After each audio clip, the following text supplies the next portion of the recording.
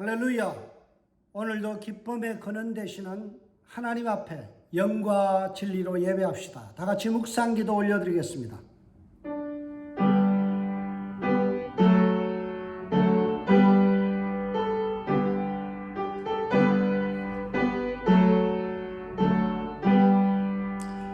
의인은 기뻐하여 하나님 앞에서 뛰놀며 기뻐하고 즐거워할지어다. 아멘. 오늘도 기쁨의 근원 되시는 하나님께서 기쁨의 축제를 허락하시고 한없는 은혜와 사랑으로 품어주시며 초대하여 주시니 감사합니다. 이 시간 하나님 앞에 예배로 나와 기뻐하며 즐거워하며 하나님을 마음껏 예배하고자 하오니 성삼위 하나님께서 이 예배를 흠량하여 주시고 한량없는 은혜와 기쁨을 허락하여 주심으로 인하여 우리의 삶의 안식과 회복이 있는 시간 되게 하여 주시옵소서. 감사 찬양을 하나님께 올려드렸고 예수님의 이름으로 기원하옵나이다. 아멘. 오늘 우리에게 주시는 하나님의 말씀은 창세기 6장 13절에서 22절까지의 말씀입니다. 하나님이 노아에게 이르시되 모든 혈육 있는 자의 포악함이 땅에 가득하므로 그 끝날이 내 앞에 이르렀으니 내가 그들을 땅과 함께 멸하리라. 너는 고페르 나무로 너를 위하여 방주를 만들되 그 안에 칸들을 막고 역청을 그 안팎에 칠하라. 내가 만든 방주는 이러하니 그 길이는 300규빗, 너비는 50규빗, 높이는 30규빗이라. 거기에 창을 내되 위에서부터 한 규빗을 내고 그 문은 옆으로 내고 상중하 3층으로 할지니라. 내가 홍수를 땅에 일으켜 무릇 생명의 기운이 있는 모든 육체를 천하에서 멸절하리니 땅에 있는 것들이 다 죽으리라. 그러나 너와는 내가 내 언약을 세우리니 너는 내 아들들과 내 아내와 내 며느리들과 함께 그 방주로 들어가고 혈육 있는 모든 생물을 너는 각기 암수 한 쌍씩 방주로 이끌어들여 너와 함께 생명을 보존하게 하되 새가 그 종류대로 가축이 그 종류대로 땅에 기는 모든 것이 그 종류대로 각기 둘씩 내게로 나오리니 그 생명을 보존하게 하라. 너는 먹을 모든 양식을 내게로 가져다가 저축하라. 이것이 너와 그들의 먹을 것이 되리라. 노아가 그와 같이 하여 하나님이 자기에게 명하신 대로 다 준행하였더라. 아멘. 하나님의 말씀입니다. 오늘은 창세기 35번째 시간 창세기 6장 13절에서 22절 말씀 가지고 세례받은 노아에게 주어진 사명이라는 제목으로 은혜 나누고자 합니다. 오늘도 말씀을 풀어가기 앞서 먼저 서너 가지의 질문을 여러분에게 먼저 드림으로 여기에 대한 해답을 본문을 통해서 찾고자 합니다. 첫 번째, 오늘 본문에 보면 침묵하는 자가 있고 말씀하시는 분이 있어요. 그들은 과연 누구인가 라는 부분이고요. 두 번째, 홍수 심판이라는 이 심판이 단지 심판으로 끝나는 것인가 아니면 또 다른 의미와 목적이 있는 것인가 라는 것이고요. 하나님께서 홍수 심판 가운데서 노아의 가정을 방주를 통해서 구원하시는데 이 방주의 의미가 무엇인가, 방주에 담긴 의미와 그리고 그 재질 속에 나타난 의미는 무엇인가 라는 것이고요. 네 번째로는 오늘 이 본문을 창세기의 홍수의 이야기를 가져다가 모세는 출애굽한 백성들에게 무엇을 이야기하려고 하는가 라는 것입니다. 그리고 또한 우리에게는 또한 어떤 의미가 있는가 라는 이 네 가지의 질문 속에서 오늘 본문을 들여다볼 수 있기를 바랍니다. 여러분, 홍수 심판의 이야기가 6장부터 9장까지 쭉 진행되어지는데 그곳에 하나님께서 말씀하시는 부분이 총 4번이 등장합니다. 6장 13절에서 21절 오늘 본문이고요. 7장 1절에서 4절까지 그리고 8장 15절에서 17절 그리고 9장 1절에서 17절에 보면 하나님께서 홍수 사건 가운데 말씀하십니다. 근데 홍수 심판 과정에서 철저히 침묵하고 있는 분이 나와요. 그분이 누군가 하면 노아라는 인물입니다. 노아는 홍수 심판 가운데서 전혀 발언이 없고 9장 25절에 홍수 이후에 홍수가 끝난 다음에 땅에 내려와서 1년이 지난 다음에 노아가 가나안을 향하여 자기 아들을 향하여 이렇게 이야기합니다. 가나안은 저주를 받아라고 말하죠. 노아는 하나님의 심판인 이 홍수의 과정에서 철저하게 침묵하고 있습니다. 노아가 방주를 만드는 과정에서도 그는 100여 년 동안 침묵하고 있고요. 그리고 1년 동안 배 안에서 풍랑을 맞이하여서 지난 그 과정 속에서도 철저히 노아는 침묵하는 것으로 성경은 묘사하고 있습니다. 노아와 하나님 사이의 어떤 커뮤니케이터, 이런 대화와 교제가 전혀 드러나지 않고 있다는 사실입니다. 그래서 빅터 밀턴은 오늘 본문을 이렇게 이야기합니다. 하나님은 말씀하시고 노아는 실행한다. 하나님 말씀하시면 노아는 침묵 가운데서 실행했다라는 것입니다. 브루스 윌킨이 오는 본문의 초점은 하나님의 결정과 행동, 거기에 비해서 노아는 순종한다라는 것을 본문의 초점으로 잡고 있습니다. 노아는 수많은 의심과 궁금증이 발생했을 것입니다. 왜 이런 방주를 지어야 할까? 언제 비가 올 것인가? 그리고 어떤 식으로 우리는 살게 될 것인가? 여기에 대해서 수많은 의심과 궁금증이 나왔지만은 노아는 전혀 입을 열어서 하나님을 향하여 묻지도 않고 따지지도 않고 입을 꾹 다물고 하나님이 말씀하시면 거기에 대해서 무조건적인 순종의 모습을 성경은 스케치하고 보여주고 있습니다. 오늘 본문의 결론인 22절에 가서 한번 보시기 바랍니다. 노아가 그와 같이 하여 하나님이 자기에게 명하신 대로 다 뭐 했다고요? 준행하였더라. 그는 하나님이 말씀하시면 토달지 않았어요. 하나님께서 계획하시고 결정하시면 그는 입 닫고 침묵 가운데서 철저하게 순종하며 하나님 앞에 살아갔던 인물입니다. 모든 심판의 과정 속에서 이 홍수 심판 가운데서 전적으로 하나님께서 말씀하심으로 일들이 진행되어지죠. 전적으로 하나님의 주도권이 돋보이는 내용이 오늘 본문입니다. 홍수 심판의 주도권을 쥐고 계신 하나님이 오늘 본문에 제시되고 있습니다. 오늘 본문 13절은 어떻게 시작되어지나요? 하나님이 노아에게 이르시되, 하나님 말씀하셔요. 노아에게 말씀하시죠. 그런데 여기에 보면 하나님은 아무에게나 말씀하시는 것이 아니라 들을 귀 있는 자에게, 하나님의 마음에 합한 자에게, 하나님이 말씀해도 탈이 없는 자에게 말씀하셔요. 하나님은 선택받은 자에게만 하나님의 경륜과 비밀을 밝히 보이시는 거죠. 예수님께서도 들을 귀 있는 자는 들을지어다 라고 말씀하잖아요. 들을 귀가 없는 사람에게는 예수님께서는 말씀하지 않으신다는 사실이에요. 저와 여러분의 귀가 열려서 들을 수 있길 주의 이름으로 축복합니다. 창세기 18장 20절에서 21절에 보면 우리가 잘 아는 소돔과 고모라의 멸망 사건이 나옵니다. 거기에 보면 하나님께서 하나님의 계획하심, 하나님의 경륜과 계획을 오직 한 사람에게만 오픈합니다. 그게 누군가요? 아브라함이라는 하나님의 사람, 하나님의 친구된 그 아브라함에게만 오픈하죠. 하나님은 아무에게나 말씀하지 않아요. 들을 귀 있는 자들에게. 오늘 본문에는 노아에게만 말씀하신다는 사실이에요. 거듭해서 여러분에게 축복합니다. 여러분의 귀가 열려져서 들을 귀 있는 자가 되시길 주의 이름으로 축복드립니다.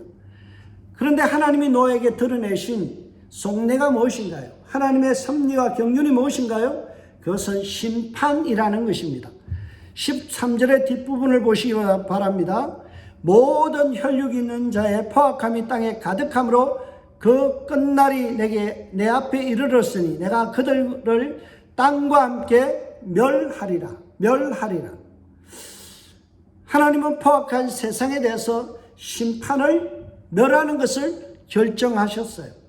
오늘 본문에 보면 내 앞에 이르렀으니, 영어로 보면 I am resolved라고 되어 있는데 resolved라는 이 단어의 뜻은요, 내가 결심했다라는 거예요. 모든 육체를 끝낼 내 결심이 섰다라는 것이 바로 오늘 본문의 이야기입니다. 하나님께서 심판을 결심하셨어요.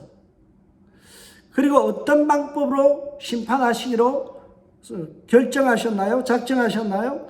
그것은 바로 홍수라는 방법을 통해서 심판하기로 했습니다. 17절에 보세요. 내가 홍수를 땅에 일으켜 물어 생명의 기운이 있는 모든 육체를 천하에서 멸절하리니 땅에 있는 것들이 다 죽으리라. 하나님은 홍수라는 방법, 툴을 통해서 심판하십니다. 왜 이렇게 하나님께서 홍수를 통해서 흔적도 없이 싹 쓸어버렸을까요? 여러분 그런 말이 있잖아요. 불로서 탄 것은 흔적이라도 죄라도 남는데 물로서 썰어버린 것에는 흔적조차 없다. 여러분 홍수 심판이라는 것은 흔적조차 없게 하는 아예 정말 멸절하는 심판이에요. 왜 하나님께서 이렇게 정말 심각한 홍수를 통한 심판을 결정하셨을까요? 그것은 오늘 본문에 보면 인간의 포악함 때문이다라는 거예요. 여러분 포악이라는 단어가 지난 시간에도 살폈지만 하마스라는 단어를 씁니다. 이 하마스라는 단어는 어떤 뜻인가 하면 타인의 어떤 개인적인 권리를 침해하고 내곡하고 파렴치한 행동을 통해서 남들을 힘들게 만들고 착취하는 것. 탐욕과 정오가 바탕이 되었어요. 그래서 타인을 물리적으로 폭력하고 그리고 야만적인 중상모략을 통해서 남들을 힘들게 하는 행위를 하마스라고 이야기합니다. 여러분 이 단어는 오늘을 설명하는 매우 중요한 단어가 되고 있습니다. 오늘날도 너무나 파렴치한 사람이 많고요. 탐욕과 정오를 가지고 남들의 권리를 침해하고 파렴치하게 냉혹하게 중상모략하는 사람들이 너무 많이 있어요. 이것이 극에 달할 때는 하나님의 심판이 주어진다라는 사실을 우리는 깨달아야 하는 것입니다. 하나님께서 이렇게 홍수를 통하여 심판하신 것은요, 하나님의 기대에서 어긋났기 때문에 그렇죠. 하나님의 인간을 통해서 인간이 복의 통로가 되기를 원하셨어요. 그래서 복을 유통하고 사람들을 통해서 주위에 있는 식물과 동물들이 번성하고 함께 아름다운 세상을 열어나가기를 원하셨어요. 그런데 인간이 하는 행동은 어땠나요? 복의 통로가 되어야 될 인간이 복의 통로가 아닌 폭력의 통로가 되어지고 고통의 통로가 되어지고 폭력을 양산하는 그런 사람들이 되어버렸다라는 것이에요. 땅에는 중상모략과 그리고 불의와 불법들이 판을 치는 세상이 되었습니다. 그래서 홍수 심판을 일으키기로 결심하신 거예요. 그런데 우리가 알고 있는 이 홍수는 징벌적인 성격도 있지만 또 다른 의미가 하나가 있어요. 그게 뭘까요? 브루스 윌키라는 학자는 오늘 본문을 이렇게 이야기합니다. 홍수 심판에 대해서 설명할 때 홍수는 세상에 대한 징벌인 동시에 정화이다. 정화. 징벌의 개념도 있지만 새롭게 정화하는 작업을 통해서 하나님께서 뭔가 깨끗하게 하시고 아름답게 하시는 작업을 이루셨다라는 거예요. 그래서 저는 홍수 심판을 뭐에 비유하는가 하면 세례의식과 같다라는 거예요. 노아는 지금 홍수라는 심판을 통해서 세례를 받고 있는 것입니다. 이 세상은 홍수를 통해서 하나님 앞에서 파렴치한 세상이 이제는 정화되어지는 깨끗게 되어지는 세례의식에 참여하는 것입니다. 오늘 이 본문을 왜 모세는 기록했을까요? 이것은 당시에 잘못된 홍수에 대한 개념을 갖고 있던 자들에게 시각을 교정하기 위함입니다. 고대 근동의 사람들은 홍수에 대한 설화가 있었어요. 태고적의 홍수에 아주 심각한 홍수가 있었는데 그 이유는 뭔가 하면 신들이 잠을 자는데 하도 인간들이 우글거리면서 시끄럽게 하니까 귀찮아서 물러서 썰어버렸다는 거예요. 모기떼처럼 윙윙거리면서 귀찮게 인간들이 하도 난리를 펴니까 귀찮아서 인간을 물러서 썰어버리고 심판했다라는 것이 고대 근동의 설화입니다. 출애굽한 이스라엘 백성들의 머릿속에는 여전히 그런 생각이 있었어요. 우리가 심판받은 것, 우리의 조상들이 심판받은 것은 신들이 귀찮아서 아무 이유도 없이 재수 없어서 우리는 당한 사건이다라고 이해했어요. 그러나 모세는 그런 잘못된 개념에서 교정하기를 원하죠. 잘못된 개념을 붙들고 살아가는 출애굽 백성들을 향하여 이렇게 이야기하는 거예요. 그것은 허구다. 잘못된 심판, 홍수 심판에 대한 생각들이다. 너희가 알고 있는 홍수의 심판은 신들이 시끄러워서 한 아무 이유 없이 재수 없어서 당한 일이 아니라 너희 조상들이 하나님이 만들어 놓은 아름다운 세상을 파렴치한 세상으로 만들어버렸고 복을 유통시키지 아니하고 되려 그들은 저주와 폭력을 유통시키며 하나님이 아름답게 만든 것을 다 망쳐버렸기 때문이다 라고 가르쳐주고 있는 것입니다. 그래서 하나님께서는 이 심판을 통하여 새롭게 하기를 원한다라는 거예요.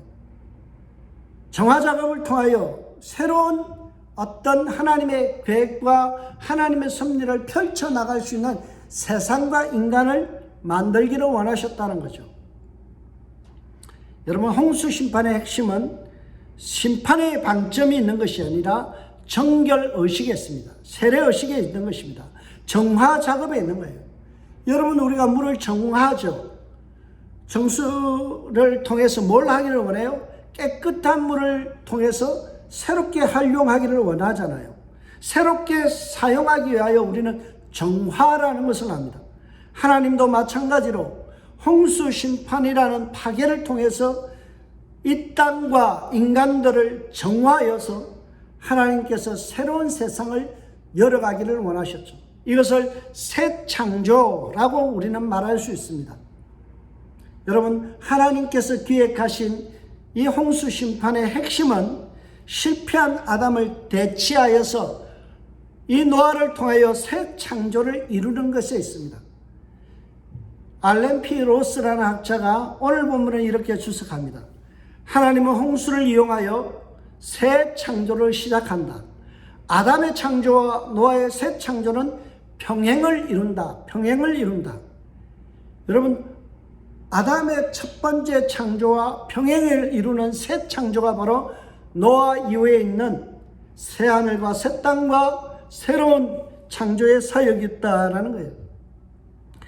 9장에 가서 보면 참 흥미로운 대목이 등장합니다. 9장 1절에 보면 생육하고 번성하라라는 말씀이 나오고요. 9장 이전은 땅을 다스리라라는 말씀이 나오죠. 그리고 9장 20절에 보면 노아도 동산에서 살게 된다라는 내용이 나옵니다. 여러분, 이것은 우리가 익히 들었던 내용과 매우 흡사하죠. 어디에서 우리가 들었나요? 그렇죠. 바로 아담이 에덴 동산에 있을 때 하나님께서 하신 말씀이 뭔가요? 생육하고 번성하고 땅을 다스려야 충만하라. 그리고 너는 에덴 동산에서 살아가라 라는 말씀을 하시잖아요. 아담에게 하셨던 창조, 첫 번째 창조에서 하셨던 그 창조와 데칼코마니처럼 아주 흡사하게 묘하게 닮아 있는 것이 바로 창세기 9장의 내용입니다. 새 창조의 주역으로 부름받은 사람이 바로 노아라는 것입니다. 그래서 하나님은 새 창조의 주역인 노아를 더 이상 세속에 물들지 않게 하기 위하여 하나님은 정화 작업 속에서 더욱더 구별하는 작업을 하셨어요.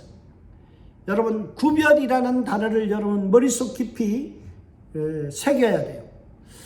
여러분, 구별이라는 이 말의 의미는 우리가 성경적으로 번역하면 바로 거룩이라는 개념입니다. 거룩, 카도시라는 이 단어에서 첫 번째 의미는 뭔가 하면 to separate, 분리하다, 구별하다, 성별하다입니다. 지금 하나님께서는 노아를 세례자로 세우기 위하여 세속과 구별하는, 세속과 분리하는 작업을 하셨어요.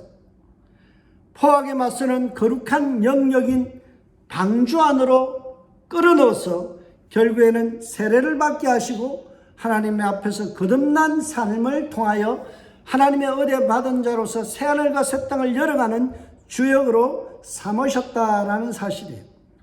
여러분, 방주라는 단어가 참 재밌습니다. 방주를 영어로는 아크라고 하죠. 아크라는 단어는 원래 아르카라는 단어에서 왔어요.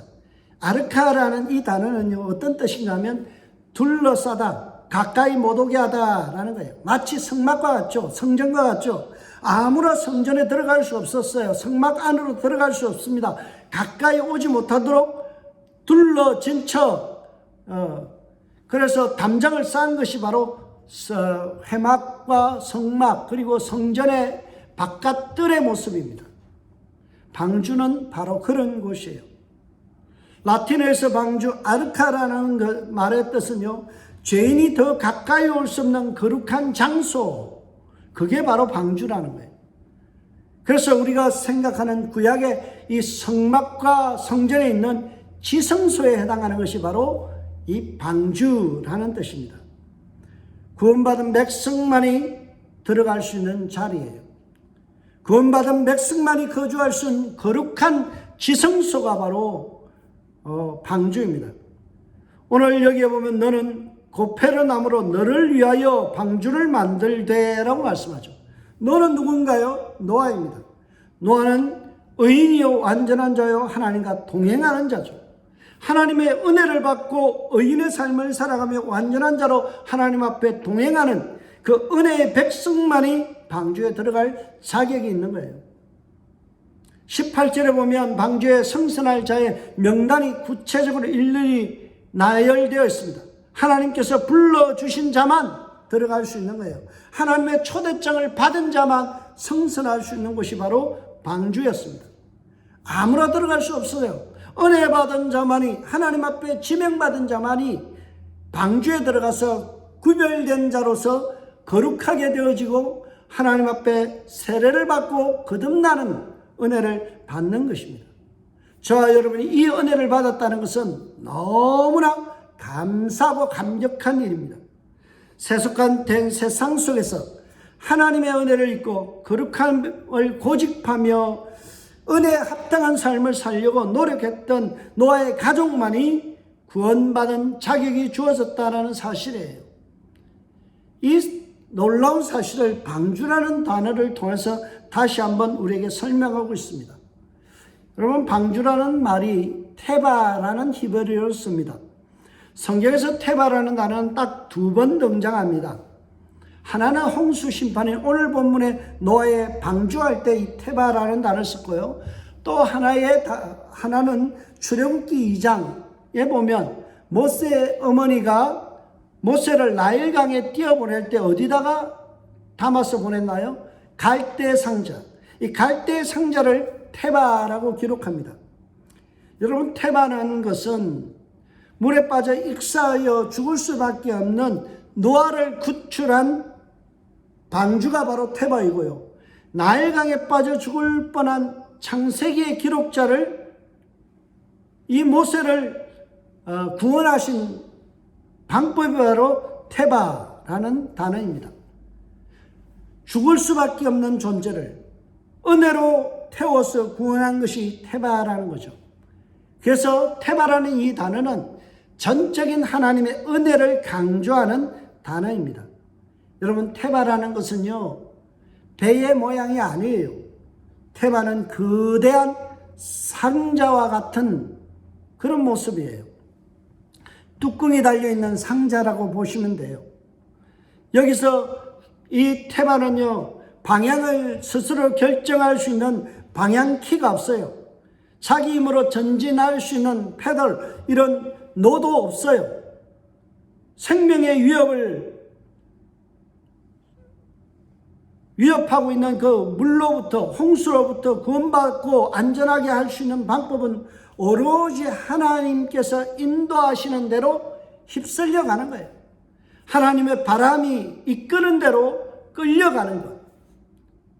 그것만이 노아의 가족들이 생존할 수 있고 구원받을 수 있는 유일한 길이죠. 여러분, 인간의 노력이 1도 작용할 수 없는 것이 바로 테바입니다.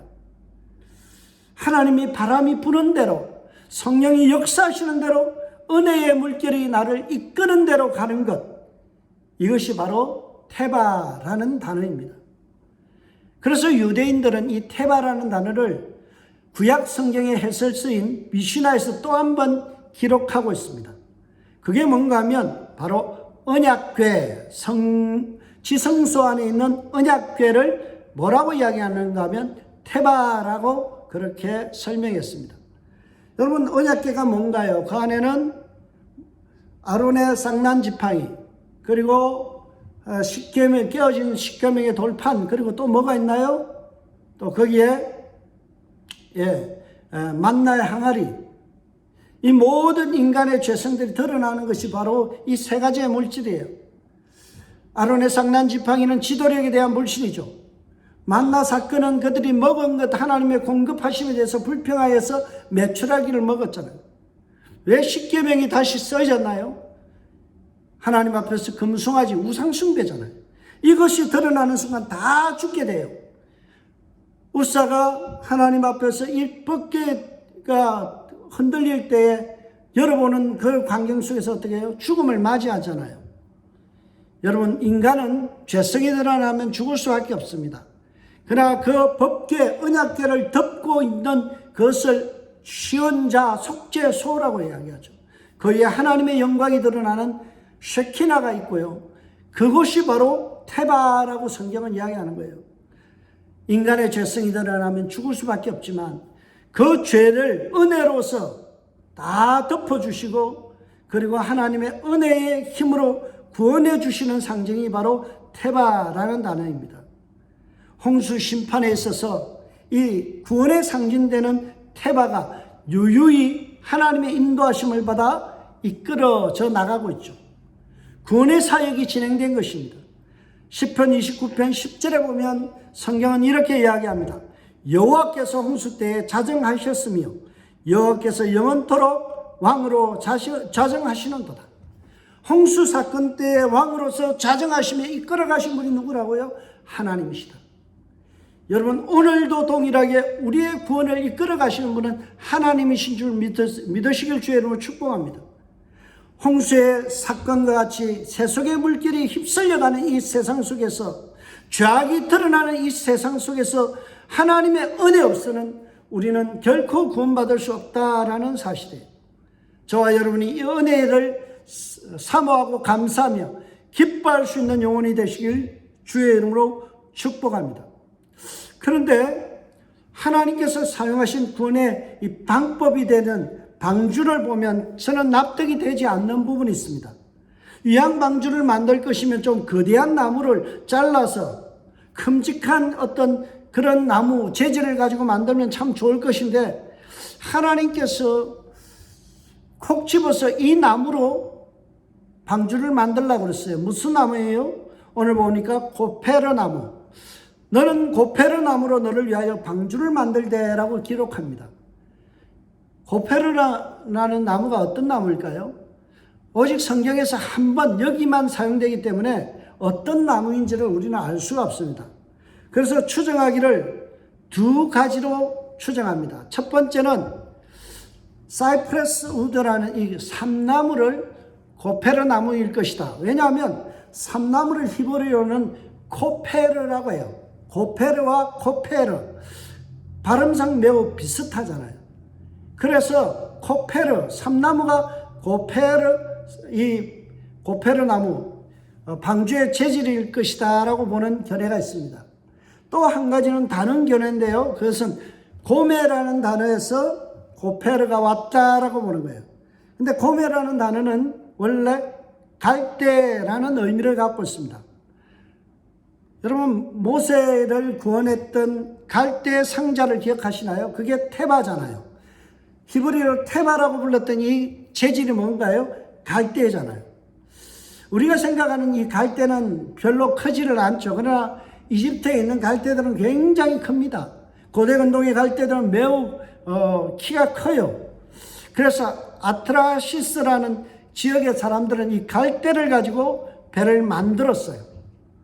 성경을 기록한 재질이 바로 파피루스, 갈대를 가지고 종이로 만들어서 한 것이 바로 파피루스인데요. 여러분, 종이를 여러 겹, 이 파피루스를 여러 겹 두들겨서 두꺼운 종이로 만들어서 수십 겹을 겹치게 되면 이게 고페르가 된다라고 본 것이 두 번째 학자들의 견해입니다. 물론 저는 삼나무일 가능성을 배제하지 않습니다. 그러나 갈대라는 것을 저는 더욱더 받아들이고 싶은 입장입니다. 왜냐하면 14절에 보면 방주에 대한 설계도가 나오는데 거기에 보면 이렇게 되어 있습니다. 방주 안에 칸들을 막고, 방주 안에 뭘 막으라고요? 칸들이라고 되어 있죠. 이 칸들이라는 단어가 히브리어는 키님이라는 단어인데요. 키님이라는 뜻은 1차적으로 새들의 둥지라는 그런 의미가 있어요. 물론 삼나무에도 새들의 둥지를 털 수 있지만 대부분 이 이집트나 이렇게 고대 근동에 있는 이 지역에서는 갈대숲에 많은 새들이 와서 둥지를 텁니다.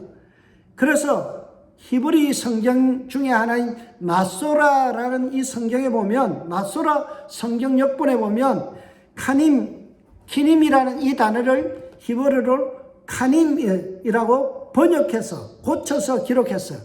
그러면 카님이 뭘까요? 갈대라는 의미를 갖습니다. 갈대로 칸들을 만들었다라는 거예요. 여러분, 갈대는 대홍수를 감당하기에는 너무나 연약한 재질이죠.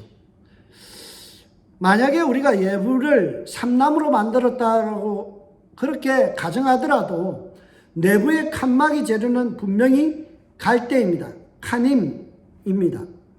3층 구조로 되어 있는데요. 그 3층의 하중을 받아내기에는 갈대의 강도는 너무나 약해 보입니다.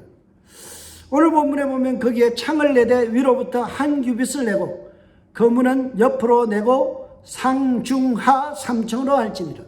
3층 구조로 되어 있다는 거예요. 3층의 하중을 받아내기에는 이 갈대가 굉장히 연약한 재질이죠.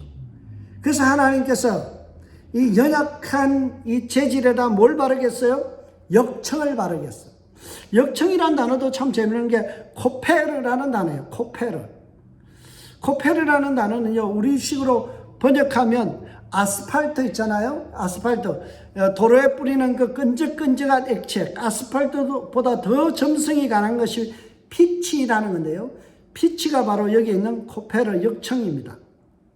그것을 안팎으로 발라서 강한 재질로 만들어라라고 14절에 이야기하죠. 그 안에 칸들을 막고 역청을 그 안팎으로 칠하라. 연약한 것을 덧대어서 역청을 통해서 더 강력하게 하는 거예요. 그 결과 어떤 나무가 됐어요? 갈대 재질의 역청을 칠한 길이 134m에 높이 13.4m 그리고 넓이 22m의 거대한 방주가 만들어졌어요. 이것을 계산해 보니까 중량이 약 43,000톤 정도의 규모입니다. 지금 한국이 항공모함을 계획하고 있는데 항공모함의 크기를 43,000톤, 4만톤급이라고 이야기하잖아요. 항공모함같이 거대한 상자 모양의 방주를 만들었어요. 그런데 길이, 넓이, 높이의 비율이 완벽 비율이라고 현대 선박기술사들이 이렇게 극찬을 하고 있습니다. 여러분, 하나님이 하시는 방법은 실로 놀랍습니다.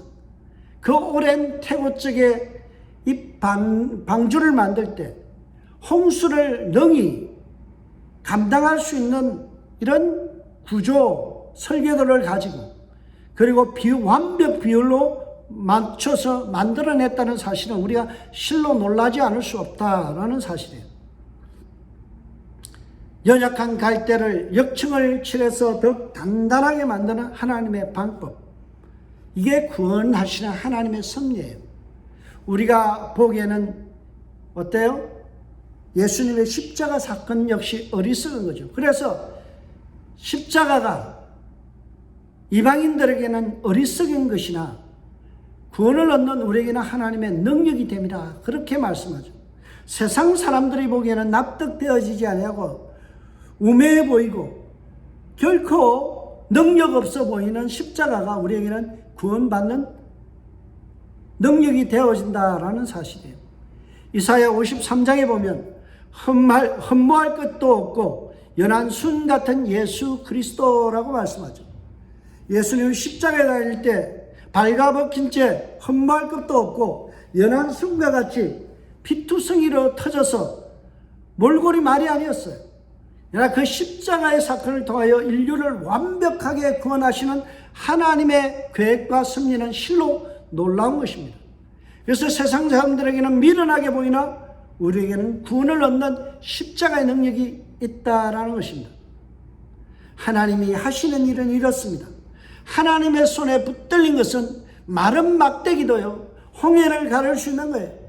하나님의 손에 붙들린 막대기는요, 여러분, 그것은 여리고성도 무너뜨리고, 그리고 무리바 반석에서 물이 나게 하시는 놀라운 은혜의 상징이 되어진다라는 것입니다. 오늘 본문을 통하여 노아의 사건을 보면 노아의 구원에 있어서도 방주의 사건을 들여다볼 때도 오직 하나님은 동일하게 은혜로 연약한 제자들을 통하여 하나님의 강력하심을 입증해 보이셨다라는 것입니다. 하나님은 주도적으로 노아를 콕 집어서 은혜를 베푸시고 구원의 반열에 세워주셨습니다. 그것을 드러내는 단어가 바로 내가 너와 언약을 세우다라는 단어입니다. 18절을 자세히 봅시다. 그러나 너와는 내가 내 언약을 세우리니 너는 내 아들들과 내 아내와 내 며느리들과 함께 방주로 들어가고 라고 말씀하죠.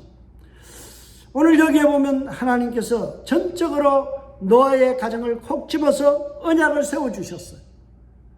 여러분, 언약을 세운다는 것은 이 놀라운 은혜의 증거입니다. 왜냐하면 세운다라는 이 단어가요, 쿰이라는 히브리어를 쓰고 있습니다. 일반적으로 계약을 맺다, 세우다라는 단어를 쓸 때는 카라트라는 자르다, 커트라는 의미의 카라트라는 단어를 쓰는데요. 근데 여기에서는 쿰이라는 단어를 썼어요. 쿰이 뭔가요? 그 뜻은 확정하다 또는 일으켜 세우다라는 의미입니다. 여러분, 쿰이라는 단어를 우리가 들으면 성경에서 아주 연상이 되어지는 단어가 있죠. 그게 뭔가요? 달리다쿰. 원어적으로 보면 탈리타쿰이에요. 탈리타쿰이에요. 소녀야, 일어나라. 안전뱅이 소녀가 주님께서 탈리타쿰 하시니까 어때요? 일어났잖아요. 일으켜 세우시고자 하는 하나님의 말씀이 임하자 소녀는 일어난 거예요. 오늘 본문에 이 단어를 사용하고 있습니다. 왜 사용했을까요? 우리가 스스로 서는 것이 아니라는 거예요.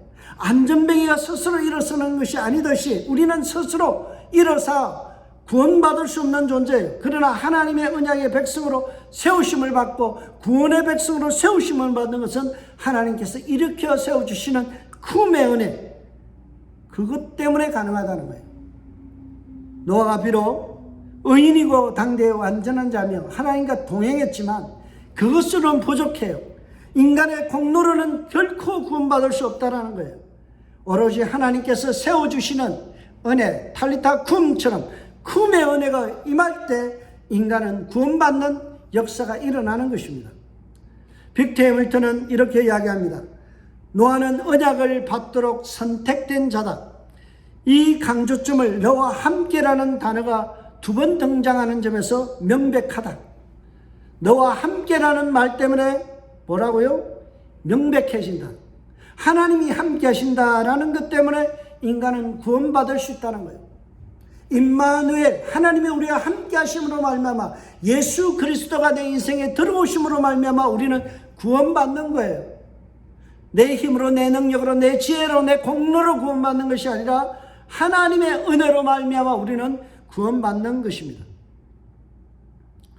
하나님이 함께 하시기 때문에 구원의 지성소에 들어가는 것입니다. 저와 여러분이 이 은혜를 받았다는 것을 감격하며 감사하며 지낼 수 있길 주의 이름으로 축복합니다. 그러면 구원받은 백성은 그냥 팔짱 끼고 룰루랄라 하면서 그냥 지내면 될까요? 아니에요. 하나님이 행하시는 주권적인 사역에 동참하는 사람이 되어야 됩니다. 19절에서 21절에 보면 구원받은 이후에 우리가 무엇을 해야 될지를 제시합니다. 거기에 보면 혈육이 있는 모든 그런 생물들은요, 가축과 새와 땅에 기는 모든 것은 하나님께서 들어오게 하시리니 네가 할 일은 너는 먹을 모든 양식을 내게로 가져다가 저축하라라는 것이었어요. 여러분, 네가 애써서 각종 동물의 새를 쫓아다닐 필요 없다. 그것은 하나님이 다 하신다. 어려운 일은 다 하나님이 하신다. 대신에 너는 먹을 모든 양식을 가져다가 저축하라라는 것입니다. 하나님께서는 큰 일을 하나님이 하세요. 그러나 거기에 동참하는 일은 우리에게 기회를 주시는 거예요. 여기에 저장하라라는 명령, 자바르라는 단어가 등장합니다. 이 말은 창세기 41장 35절에 보면 우리가 하나의 연상되는 단어가 있죠. 가밧제라는 단어인데요. 이 말은 요셉이 7년의 흉년이 오기 전에 7년의 흉년을 맞이해서 곡식을 다 저장하잖아요. 그때 사용된 단어가 가밧제입니다. 가밧제나 여기에 자바르라는 단어는 같은 의미예요. 여러분, 홍수를 나게 하시는 분도, 기근을 주시는 분도, 흉년을 주시는 분도 다 큰 그림을 그리시는 분은 하나님이세요. 그 하나님께서 그리신 그림 속에서 요셉은 창고를 지어서 7년의 흉년을 대비하여 저축하는 일을 했고, 노아는 1년에 먹을 양식을 위하여 저축하는 일을 했다는 거예요. 구원의 큰 그림은 하나님이 그리시지만 디테일한 색칠은 우리가 채색하는 일은 우리가 감당해야 될 일이라는 사실이에요. 노아는 하나님의 주권적인 사역 속에 묵묵히 순종했습니다. 22절에 보면 노아가 그와 같이 하여 하나님이 자기의 명하신 대로 다 준행하였더라. 이 짧은 표현 속에서 노아의 엄청난 희생과 순종이 배어 있습니다. 자신의 전 재산을 다 털어서 양식을 사모하고 짐승의 먹이를 준비했습니다. 주위 사람들이 비난했을 거예요. 어리석은 사람, 저거 다 어떡하려고 저렇게 사모아? 홍수는 올 기미도 보이지 않는데 무슨 홍수라고 저렇게 큰 재산을 갖다 다 탕진하는가? 사람들은 그렇게 쑥덕거렸을 거예요. 그럼에도 불구하고 노아는 침묵 가운데서 하나님이 말씀하신 것을 다 준행했어요. 침묵 가운데서 순종하는 삶을 히브리서 11장 7절에서는 이것을 믿음의 삶이다라고 그렇게 정의합니다. 참된 믿음은 입으로 믿습니다 한다고 해서 그게 믿음이 되는 게 아니에요. 참된 믿음은 장차 다가올 구원의 감격을 마음속에 흥분하며 기뻐하며 사모하며 새기면서 조용히 침묵 가운데서 입 다물고 성실히 하나님의 계획과 섭리를 위해서 내게 맡겨진 일을 사명을 감당하는 거예요. 모세는 지금 이 이야기를 가져와서 이스라엘 백성들에게 메시지를 전달합니다. 출애굽한 이스라엘 백성들에게 생생한 메시지를 전달하는 거예요. 노아가 물에서 구원받았듯이 너희도 홍해를 건너올 때 물 가운데로 건너는 기적 같은 일을 통하여 구원받았다. 어떻게 구원받았느냐? 하나님의 은혜로. 마른 막대기 같은 그 모세의 손에 들린 막대기를 앞으로 명하자 물이 갈라졌잖아요. 하나님의 바람이 불어서 벽을 세우고 이스라엘 백성들이 하나님의 주권적인 은혜 가운데서 구원받았잖아요. 노아가 물에서 구원받았듯이 너희들도 홍해라는 물에서 구원받았다. 그러니 어떻게 살아야 되겠느냐? 이것을 질문하는 거예요. 노아가 하나님의 말씀을 다 준행했던지, 침묵하고 순종의 삶을 살아갔던지, 불평 그만하고 입 다물고 하나님께서 이끄시는 대로 구름기둥 불기둥이 인도하는 대로 침묵 가운데서 걸어가라는 거예요. 순종하라는 거예요. 여러분, 여리고성을 돌 때 그들은 7일 동안 침묵 가운데서 걸었습니다. 의심이 나고 불평이 나는 것을 입을 꾹 다물고 하나님 앞에 침묵 가운데서 하나님의 계획과 섭리를 순종했을 때 어때요? 여리고성이 무너지는 역사가 일어났다라는 사실이에요. 저와 여러분도 마찬가지예요. 우리는 은혜로 구원받았습니다. 방주 대신 예수 그리스도 안으로 들어감으로 인하여 우리는 구원함을 입었습니다. 그러니 우리가 어떻게 살아야 할까요? 노아처럼 하나님의 말씀을 다 침묵 가운데서 준행하며 살아가야 하는 것입니다. 여러분, 하나님의 나라는 말에 있지 아니하고 능력이 있다고 그랬어요. 여러분, 우리는 말로서 신앙생활을 해서는 안 돼요. 말은 쉽습니다. 그러나 침묵 가운데서 삶으로 입증해 보이는 신앙은 너무나 어렵고 힘듭니다. 저 여러분의 삶 속에 삶의 능력으로 하나님 앞에 순종함으로 아름답게 꽃피우는 믿음의 동력자들이 되어주시길 주의 이름으로 축복합니다. 방주 대신 예수 그리스도 안에 들어오신 여러분 축복합니다. 여러분의 일생이 하나님 안에서 보호함받고 은혜의 백성 된 것을 축복합니다. 그러나 우리가 해야 될 일은 침묵 가운데서 묵묵히 하나님의 일을 수종드리는 것인 줄 믿습니다. 저와 여러분의 일주일의 삶이 그러한 삶이 되시길 주의 이름으로 축원드립니다. 기도하겠습니다. 하나님 아버지 참으로 감사합니다. 오늘도 주신 말씀 안에 은혜를 받으며 우리에게 주어진 말씀이 생명력 있게 하셔서 순종의 제사를 쌓아나가는 저희들 되게 하여 주옵소서. 구원의 방주 되신 예수 그리스도를 찬양합니다. 경배합니다. 예수 그리스도 안에서 우리가 세례받았사오니 세례에 합당한 삶을 살아가게 하여 주옵소서. 감사하고 예수님의 이름으로 기도합니다. 아멘. 찬송가 302장입니다.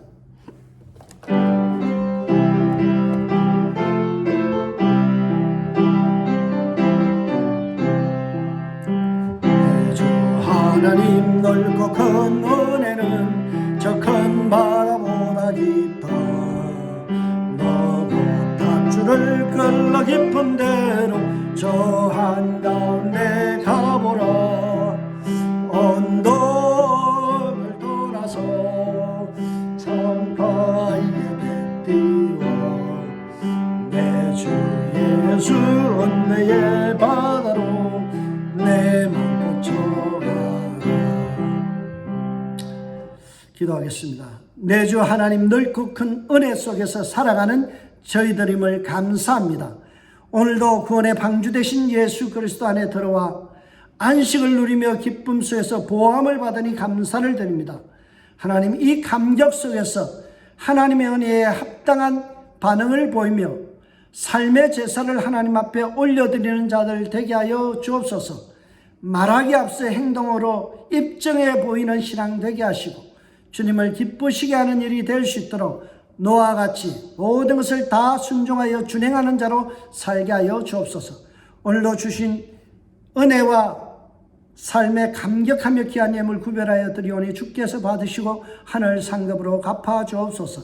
지금은 우리 주 예수 그리스도의 은혜와 하나님의 사랑과 성령의 복 주심의 역사가 오늘도 귀한 말씀 붙들고 세상에 흩어져서 묵묵히 하나님의 말씀에 순종하며 살아가기 원하는 모든 은샘 가족들 머리 위에와 이웃교회와 선교사님들 머리에 지금부터 영원토록 하나님의 복이 함께하여 주옵시기를 간절히 축복하며 축원하옵나이다. 아멘.